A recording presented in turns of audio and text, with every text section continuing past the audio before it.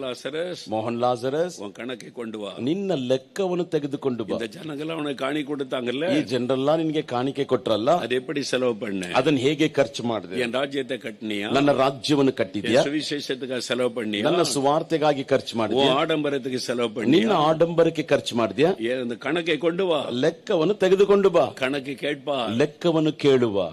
சில நினைக்கிறாங்க யாரும் என்கிட்ட கணக்கு கேட்க கூடாது. ಕೆಲವರು ನೆನೆಸ್ತಾರೆ, ಯಾರು ನನ್ನ ಹತ್ರ ಲೆಕ್ಕಾಚಾರ ಕೇಳಬಾರ್ದು. காணிக்கை கொடுத்தியா போயிட்டே இரு. ಕಾಣಿಕೆ ಕೊಟ್ಟಿಯಾ ಹೋಗ್ತಾ ಇರು. யாரும் கணக்கு கேட்க கூடாது. ಯಾರು ಲೆಕ್ಕ ಕೇಳಬಾರ್ದು. மனுஷர்கள் கேட்க முடியாது. ಮನುಷ್ಯರು ಕೇಳಕ್ಕಾಗಲ್ಲ. ಯಜಮಾನ್ ಕೇಳ್ಪಾ. ಯಜಮಾನನು ಕೇಳುವ. ஊழியக்காரனே, ஊழியக்காரியே, ஜாக்கிரதை. ಸೇವಕನೇ, ಸೇವಕಿಯೇ, ಜಾಗರೂಕತೆ. ಯೇಸು வந்து கணக்கு கேட்பா. ಯೇಸು ಬಂದು ಲೆಕ್ಕ ಕೇಳ್ತಾನೆ. நீ வாங்கின தசம பாகத்துக்கு கணக்கு கொடுத்தே ஆக ನೀನು வேண்டும். ತೆಗೆದುಕೊಂಡಂತ ದಶಮ ಭಾಗಕ್ಕೆ ಲೆಕ್ಕವನ್ನು ಕೊಡಲೇಬೇಕು. ಜನರು ಕೊಡುತ್ತ ಕಾಣಿಕೆಗೆ ಕಣಕ್ಕೆ ಕೊಡುತ್ತೆ ಆಗ வேண்டும். ಜನರು ಕೊಟ್ಟಂತ ಕಾಣಿಕೆಗೆ ಲೆಕ್ಕ ಕೊಡಲೇಬೇಕು. அந்த பணம் கர்த்தருக்குரியது. ಆ ಹಣ ಕರ್ತನಿಗೆ ಸೇರಿದ್ದು. நீ எப்படி செலவு பண்ணுகிறாய்? ನೀನು ಹೇಗೆ ಖರ್ಚು ಮಾಡ್ತಿದ್ದೀಯಾ? கவனம். ಗಮನ. No man can escape on that day. ಆ ದಿನದಲ್ಲಿ ಯಾವ ಮನುಷ್ಯನು ತಪ್ಪಿಸಿಕೊಳ್ಳಲು ಸಾಧ್ಯವಿಲ್ಲ. உன் கணக்கை கொண்டு வா என்று ஆண்டவர் கேட்பார். ನಿನ್ನ ಲೆಕ್ಕವನ್ನು ತೆಗೆದುಕೊಂಡು ಬಾ ಎಂಬುದಾಗಿ ದೇವರು ಕೇಳುವರು. ஞாயிற்றுக்கிழமை ஆராதனை நடத்தினார். ಭಾನುವಾರ ಆರಾಧನೆ ನಡೆಸಿದರೆ நல்லது. ಒಳ್ಳೆದು.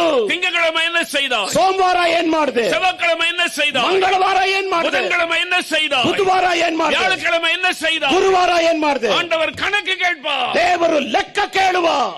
ஒரு ஸ்கூலில வேலை செய்கிறவன், ನೀನು ಶಾಲೆಯಲ್ಲಿ ಕೆಲಸ ஒரு ಮಾಡುವವನು, பேங்க்ல வேலை செய்கிறவன், ಬ್ಯಾಂಕ್ ಅಲ್ಲಿ ಕೆಲಸ ಮಾಡುವವನು, எல்லா நாளும் வேலை செய்தாதான் சம்பளம். ಎಲ್ಲ ದಿನಗಳು ಕೆಲಸ ಮಾಡಿದ್ರೆ ಮಾತ್ರ ಸಂಬಳ.